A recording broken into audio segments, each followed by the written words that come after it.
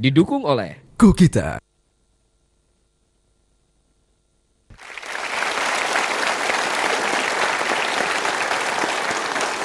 Pemirsa, kita kembali lagi di Mario Teguh Golden Way.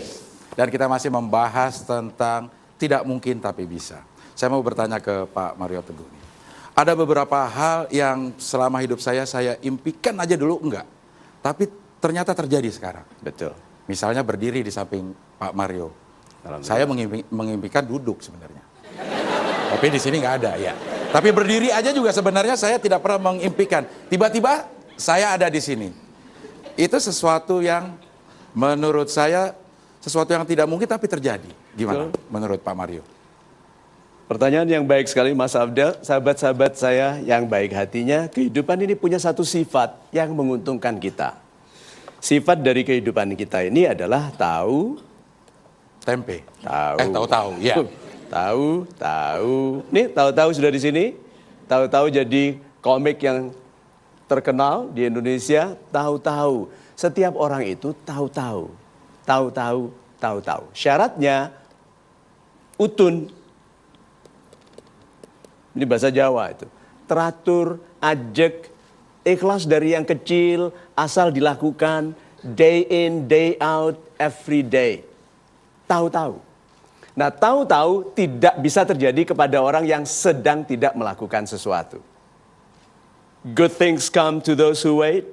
Hal-hal baik datang kepada yang menunggu, but not to those who wait too late. Tidak kepada yang menunggu terlalu lama. Jadi, orang-orang yang berhasil adalah orang yang sibuk selama menunggu. Nah, sekarang pertanyaannya, apakah Anda tahu-tahu, bisa tahu-tahu kaya? Berarti kalau orang mau tahu-tahu kaya, apa yang harus dilakukannya? Menghasilkan uang, menghasilkan nilai, melakukan sesuatu yang dibayar oleh orang lain. Tantangan saya yang sudah gajian, siapapun yang sudah gajian, tantangan saya, Anda dapatkan 10.000 rupiah saja 1 minggu di luar gaji. Tapi melakukan sesuatu yang dibayar orang. Kalau bisa. Apa yang terjadi di pikiran kita? Sudah memikirkan apa yang harus aku lakukan. Nah, itu baru 10.000 rupiah loh. Bagaimana kalau kalau 4 miliar 1 bulan? Udah kelihatan wajahnya bilang nggak mungkin.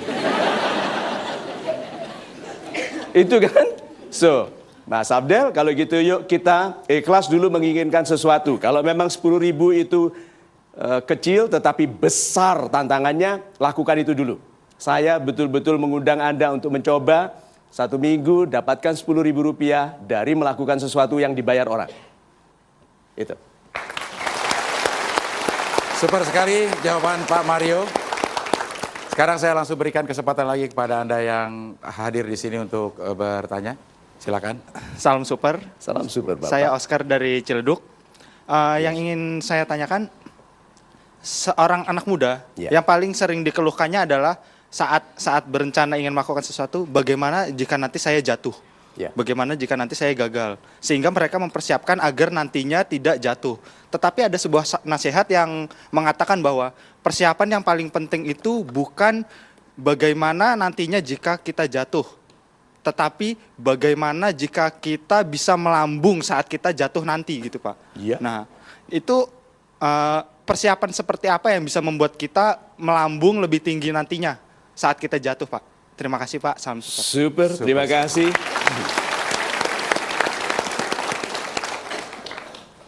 Mike Tyson, siapa dia? Petinju. Oke, walaupun dia tidak lagi memegang juara dunia, tetapi kalau saya, Mario Teguh, menantang Mike Tyson, berapa besar kemungkinan saya menang? 0 rupiah. 0%. Sejak kapan persentase ada rupiahnya? Ya.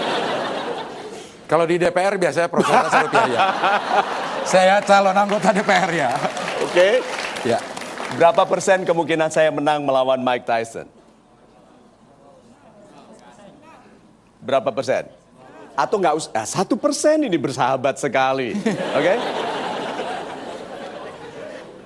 Tahu nggak? Bahkan 0%. Kalau betul-betul Mike Tyson tidak ada pekerjaan dan mau melawan saya akan terima kesempatan bertanding melawan Mike Tyson karena saya pasti berhasil dikenal luas di seluruh dunia sebagai motivator yang kalah terlempar jauh, dipukul oleh seorang petinju hebat. Ya.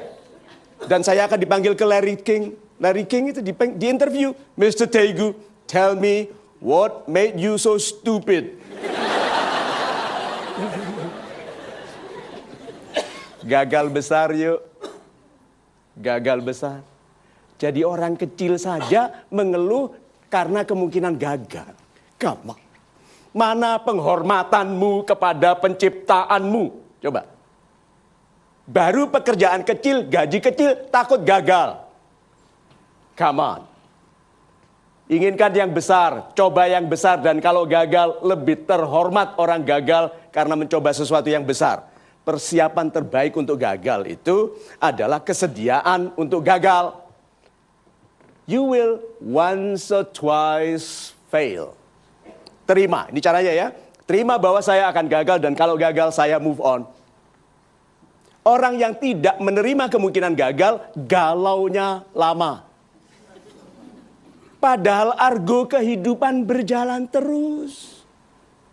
Dia berhenti meratapi kegagalan. Accept the possibility of failure.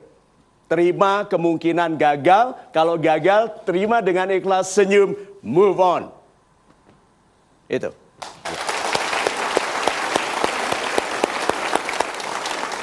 Begitu Oscar jawabannya. Jadi besok silakan tantang Mike Tyson. Ya.